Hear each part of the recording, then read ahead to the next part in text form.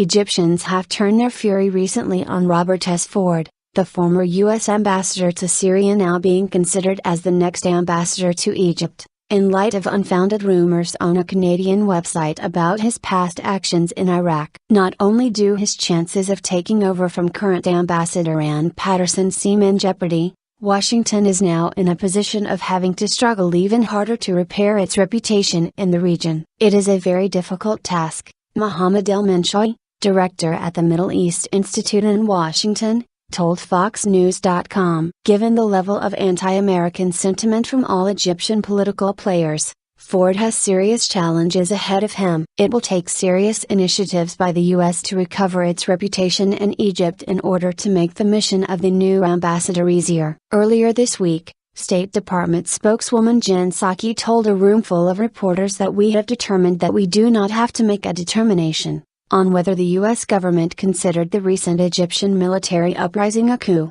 which could affect U.S. aid there. Her semantic somersaults, and those of the Obama administration, are just the latest examples of political indecision fueling frustrations over what the country's policy is and where U.S. loyalties lie. The anti-American sentiment has been growing on both sides of the political divide in Egypt, with resentment toward Patterson reaching an all-time high. She has managed to simultaneously infuriate reformist protesters while also ruffling the feathers of regime loyalists. In 2011, the same year she was appointed to the position, Patterson was branded the ambassador from hell by Egyptians and accused of everything from promising pyramids to Israel to cozying up to the Muslim Brotherhood. Protesters in Cairo carried signs with her face crossed out while others chanted for her to go home. A common picture plastered around the Egyptian capital city was one of her face with the word Hazaboon across it, meaning ugly old woman. Part of the problem Anne Patterson faced was a vacuum in policy.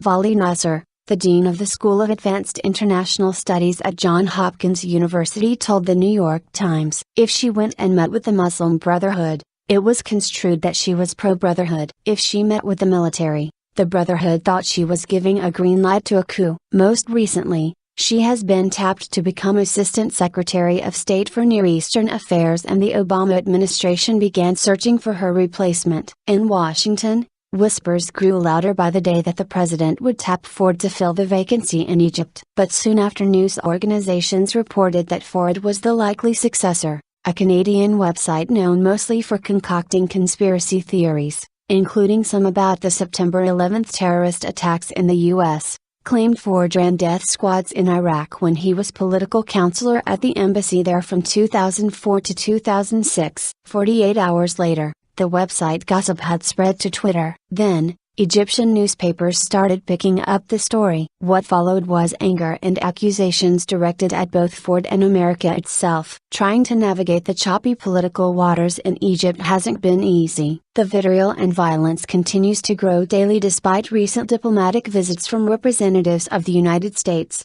the European Union and Arab Gulf states in an attempt to defuse the crisis and come to a non-violent compromise. But as of now, the chances of that happening don't appear likely. In the past month, more than 250 people have been killed in Egypt in fighting between supporters of ousted President Mohamed Morsi, a member of the Muslim Brotherhood, and security forces. On Tuesday, Sens. John McCain, R. Arizona, and Lindsey Graham, RSC, traveled to Egypt. The men urged the government to release Islamist leaders as a gesture of goodwill to the Brotherhood. Egypt's interim president Lee Mansour rejected the idea and basically told McCain and Graham to stay out of their country's politics. The senators say they went to Egypt at the request of Obama, but their message conflicted with the one the White House has been pushing, and that, some say, is a big part of the problem. McCain sends double messages, Elmenshawy said, adding, McCain shows that the U.S. does not have a clear and united voice when it comes to dealing with Egypt. Hence that Egyptians do not understand the dynamics of American politics. For them, McCain was speaking on behalf of America,